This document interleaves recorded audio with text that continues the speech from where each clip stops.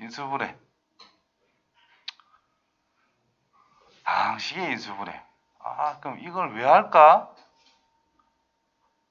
왜 할까 이걸? 과연 왜 할까? 자, 1차가 좋아요? 2차가 좋아요? 3차가 좋습니까? 별로 안 좋죠. 차수가 올라갈수록 우리는 싫잖아. 맞지?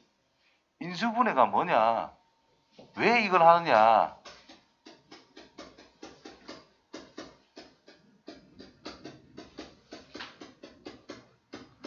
차수를 좀 낮춰서 뭔가를 생각하기 위한 방법이다라는 뜻인 거예요. 오케이? 자, 차수를 낮추기 위한 방법이니까 인수분해를 철저하게 공부를 좀 해 주셔야 됩니다. 철저하게. 그래서 나중에 2차 방식 풀 때 인수분해하게 되면 2차 방식 푸는 게 아니라 그냥 1차 방정식 두 개를 푸는 걸로 바꿔서 우리는 해석하겠다. 이런 의미가 되는 거예요. 고등부로 하게 되면 3차 방정식, 4차 방정식 풀게 될 건데 3차를 푸는 게 아니라 인수분해를 통해서 1차, 2차 또는 1차 3개를 푼다라는 느낌으로 바꾼다는 뜻인 거예요. 그래서 인수분해를 하는 거라고.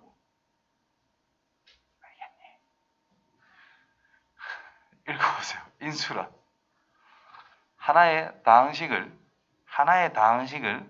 예를 들면 2차식을 2개 이상의 다항식으로 곱으로 나타냈을 때 그때 하나하나라는 것을 인수라고 한다. 즉 2차식을 뭘로 나타냈어? 1차 곱하기 1차로 만들어버리겠다 이 말인 거지.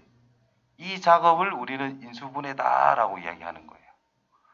무언가가 곱해져 있는 것을 풀어서 합의 모양으로 만드는 것을 우리는 전개한다. 앞 단원에서 배웠던 전개, 곱셈 공식 풀어 쓰는 거 있죠. 그거를 거꾸로, 역으로 하는 것이 인수분해다라는 뜻입니다. 되겠어요? 그래서 인수라는 것은 기본적으로 이제 인수라고 하는 것은 곱으로 나타냈을 때 각각의 다항식이라고 이야기를 했단 말이야. 맞죠? 수로 따지면 뭐하고 똑같은 거다라고 취급할 수가 있는 거냐 하면 수로 따졌을 때 약수와 같은 거다라고 볼 수가 있다라는 거야. 약수와 같은 거다. 다시 말해서 12라고 하는 것이 2 곱하기 2 곱하기 2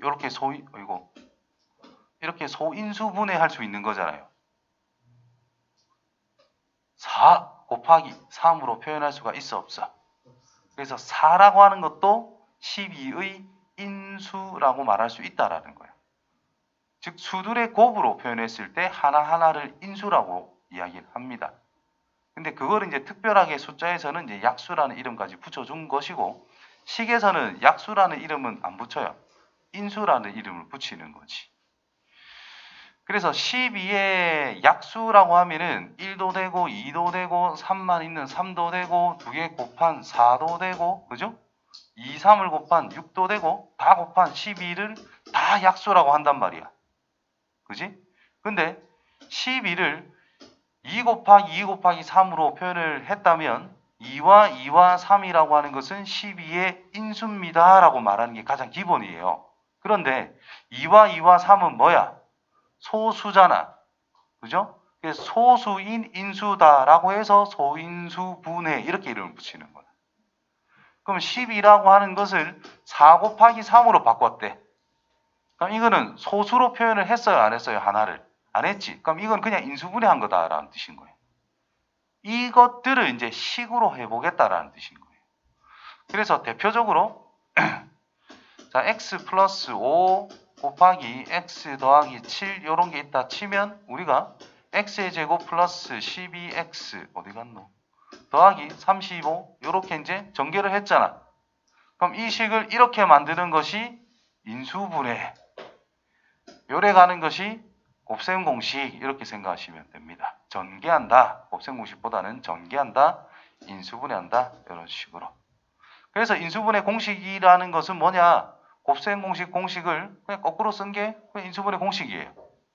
자, 그거를 이제 약간 하나하나 파헤쳐야 된다는 겁니다. 그래서 기본적으로 가장 기본이 되는 인수분해란 자, 5x 플러스 5가 있으면 우리는 이거를 뭐라고 쓸 수 있느냐? 5를 탁 묶어내서 x 더하기 1이다 라고 쓸 수 있죠. 이게 중1, 2 과정에서 은근슬쩍 하고 있었단 말이야. 분배 법칙이다라고 해가면서 이렇게 쓰는 것이 가장 기본적인 인수분해다라는 거예요. 공통으로 각 항에 들어있는 공통인수를 묶어내는 방법이다라는 겁니다. 다시 말해서 5 곱하기 x 더하기 5 곱하기 1이라고 쓸 수가 있을 거잖아. 그럼 항별로 요 항이 있고 요 항이 있다고. 공통으로 들어있는 게 뭐예요? 5라는 것이 공통으로 곱해져 있잖아. 그지? 그럼 얘를 솎아내란 뜻이야. 곱하기. 그래 놓고 얘를 없애. 뽑아냈으니까. 남는 게 뭐예요?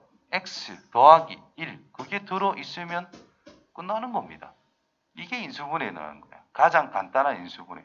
공통인수를 첫 번째는 묶어내자. 그 다음에 이제 인수분해 공식 보면은 자, 곱셈 공식에서 a 더하기 b 전체 제곱이 전개하면 a의 제곱 플러스 2ab 플러스 b 제곱이었잖아. 인수분해 공식은 어때? a 제곱 플러스 2ab 플러스 b 제곱이라는 게 있다면 뭐더라? 이건 a 플러스 b 전체 제곱이야. 이렇게 만들어야 된다는 뜻인 거라. 여기 빼기면 여기도 빼기였잖아. 여기가 빼기면 여기도 빼기로 해주면 된다는 뜻인 거예요. 그래서 이 꼴은 외워줘야 된다라는 거지. 되겠어요? 연습 확실하게 해줘야 됩니다.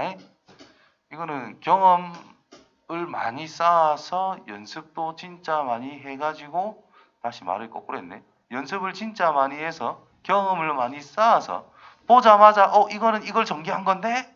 라고 바로바로 알아내야 된다는 뜻인 거예요.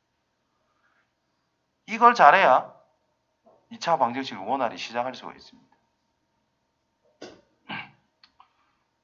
자, 그 다음에 주어진 이 식을, 이런 식을 뭐의 통째로 제곱, 뭐의 통째로 제곱 이런 것들을 우리가 이름 붙이기를 이제 완전 제곱식이라고 이름을 붙여요. 앞에 상수는 제곱수가 아니라도 상관없습니다. 그냥 앞에 상수는 뭐가 붙어서 상관없고 그냥 전체 제곱이 있으면 완전 제곱식이라고 이야기한다. 자, 그렇다면 x제곱 더하기 ax 더하기 b라는 것이 완전 제곱식이 될 조건이라고 되어 있는데 그럼 우리가 x 더하기 a 전체 제곱을 한번 해보자 이 말인 거야. 지금 여기서 이런 형태가 있잖아. 그지? x제곱의 개수가 1로 나와 있는 상태입니다. x제곱의 개수가 1. 여기 a 하면 헷갈릴 거니까 k라고 적을게요. 제곱하면 뭐지? x의 제곱 더하기 2kx 더하기 k의 제곱이다라는 거야. 이때 이 녀석과 이 녀석의 관계를 생각해 보라는 거예요. 여기서 이렇게 간다는 것은 나누기 2를 한 다음에 제곱을 하면 된다는 뜻이야. 맞아요? 이렇게 간다는 건 뭘까? 이게 마이너스라도 상관이 없거든. 그지? 그러니까 이렇게 거꾸로 간다는 것은 k제곱이라는 이 자리의 제곱근을 생각해야 제곱을 거꾸로 연산하는 상황이 될 거고 나누기 2를 해서 뒤에 게 나왔으니까 위에서는 곱하기 2를 해서 앞에 게 나오면 된다는 뜻인 거예요. 그래서 이런 관계를 잘 생각해야 된다는 거죠. 그래서 보통 이렇게 외운다는 겁니다. 가운데 거 2 나눠서 제곱한 것이 상수항이 된다면 완전 제곱식이 될 수밖에 없다 이 말인 거예요. 실제로 그렇지? 요거를 나누기 2해서 제곱하면 딱 k제곱으로 딱 맞잖아.